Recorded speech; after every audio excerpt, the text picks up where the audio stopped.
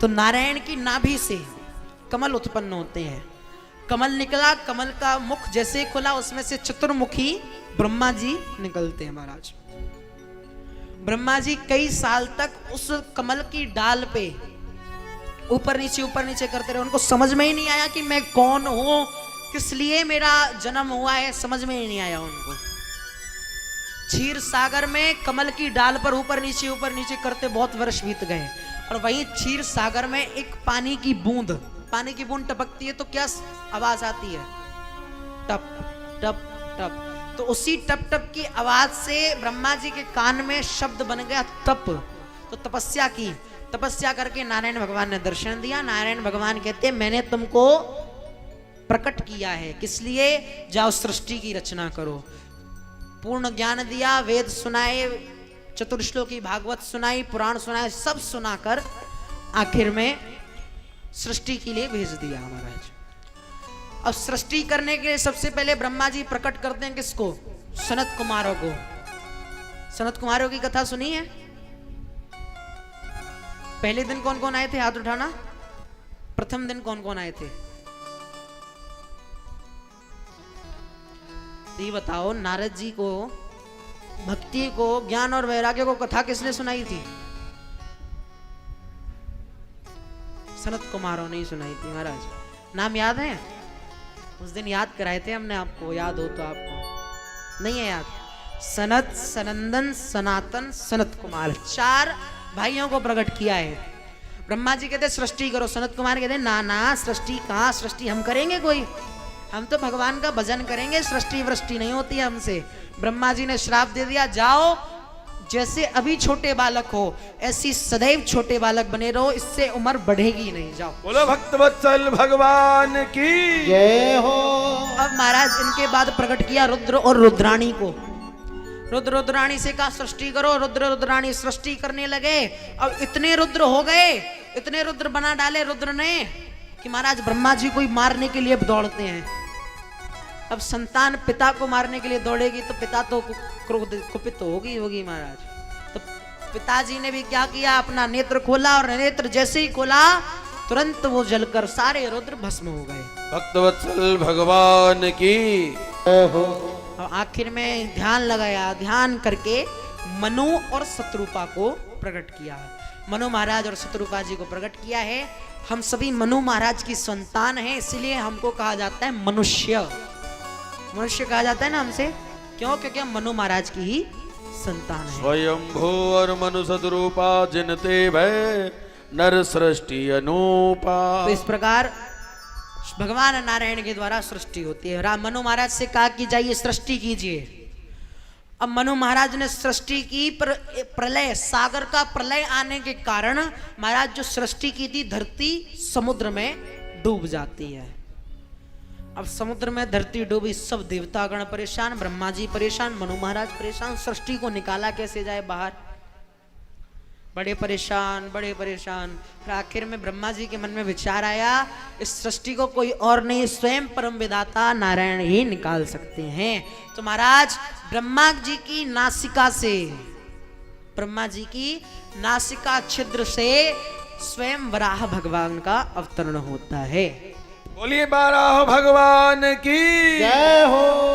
वराह भगवान देखा है अपने शुकर को देखा है ना, इसके 2 दांत ऐसे निकले रहते हैं, तो वही भगवान का उसी रूप में अवतरण हुआ है। शुकर अवतार भगवान ने लिया है महाराज। आप जाएंगे, गया क्षेत्र शायद है शुकर भगवान का, वराह भगवान का क्षेत्र है। तो वराह भगवान अवतरण लेते हैं। वराह भगवान गए सागर में, जाकर अपने 2 दांतों पर सृष्टि को रखा और बाहर को निकाल कर ला रहे धीरे धीरे। इतने में एक हिरण्याक्ष नाम का राक्षस है महाराज। वो हिरण्याक्ष नाम का राक्षस है। उसने नारद जी से कहा कि नारद जी आओ मुझसे युद्ध करो। नारद जी कहते मैं नहीं करूंगा, जाओ वहां वराह भगवान है, वराह भगवान से कर लो, जाओ। हिरण्याक्ष आया, हिरण्याक्ष ने वराह भगवान को देखा। वराह भगवान सृष्टि निकाल रहे हैं। वराह भगवान को ये जो हिरण्याक्ष है बहुत गालियां देता है महाराज। जिस किसी को भी लड़ना होता है ना सामने से, जिस किसी का भी लड़ने का मन होता है तो लड़ने के छोटे छोटे पॉइंट अपने आप ही ढूंढ लेता है महाराज। एक बार ऐसे ही एक नाव में एक तरफ चूहा और एक तरफ बिल्ली बैठी थी। बेचारा चूहा शांति से बैठा था। अब बिल्ली के मन में आया कि मुझे इस चूहे को खाना है, तो बिल्ली ने एक योजना बनाई। बिल्ली ने कहा, अरे चूहा जी नमस्कार। चूहा ने कहा, मौसी जी नमस्कार, बढ़िया हो आप? बिल्ली ने कहा, क्या कहा? कुछ अपशब्द कहा तुमने मुझसे? चूहा कहता है, अरे मौसी कहा, मौसी, बिल्ली मौसी, माँ जैसी मौसी। अरे मैं तेरी मौसी हूं क्या? उपहास बना रहा है मेरा, लड़ाई करना चाहता है मुझसे? चूहा कहता है, अरे नहीं मौसी जी, मैं क्यों लड़ूंगा आपसे? कहा आप और कहा मैं? बिल्ली कहती है, क्या कहा? मैं कहा? अभी फिर से मजाक उड़ा रहा है मेरा। अब चूहा बेचारा बड़ा परेशान, चाहे उसकी बड़ाई करे, चाहे उसका बुराई तो कर ही नहीं रहा, बड़ाई करे तो भी बिल्ली उल्टा बोले। अब आखिर में बिल्ली को बड़ा क्रोध आया। बिल्ली को तो चूहे को खाना ही था, इसलिए तो लड़ाई चलाई थी।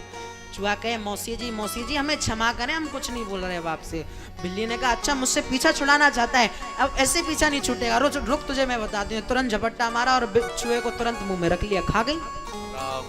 तो महाराज यही होता है, जिस किसी को सामने से लड़ना होता है वो अक्सर करके लड़ने के कुछ पॉइंट अपने आप ढूंढ ही लेता है। अब महाराज हिरण्याक्ष बहुत कोशिश के, बहुत गालियां देता है। अब बराह भगवान सृष्टि को निकालकर इधर उधर ले जाने की कोशिश करते हैं। जिस दिशा में जाते हैं उसी दिशा में आकर खड़ा हो जाता है। दाएं मुड़े तो दाएं में, बाएं मुड़े तो बाएं में, पीछे जाए तो पीछे ही आ जाता है, आगे जाए तो आगे आ जाता है। हिरण्याक्ष कहता है, अरे सोकर, तू मुझसे क्या युद्ध करेगा? तू तो जंगली जीव है, क्या युद्ध करेगा तू मुझसे? डरपोक, कायर। अब इतनी देर से भगवान वराह सुनते बड़े परेशान हो गए महाराज। सभी देवताओं ने प्रार्थना की कि प्रभु इसने बहुत परेशान कर रखा है, सभी को परेशान कर रखा है। जो आपकी पूजा करता है, जो संत आपकी सेवा में लगे रहते हैं, उनके प्राणों को फिरता है। प्रभु कुछ ऐसा कीजिए, इसका उद्धार कीजिए। भगवान ने सुनी सबकी प्रार्थना, सुनकर आज भगवान की उंगली में उनका सुदर्शन चक्र आ जाता है। अब बहुत देर तक तो चक्र ही हिरण्याक्ष के साथ खेलता है, कभी इधर से लग जाता है, कभी उधर से लग जाता है। देवता कहते अब खेलिए मत प्रभु, घृणा मत करिए, इसका उद्धार कीजिए। सुदर्शन चक्र गया और जाकर हिरण्याक्ष के धड़ और सर को अलग अलग कर दिया। सुदर्शन चक्रधारी भगवान की जय हो।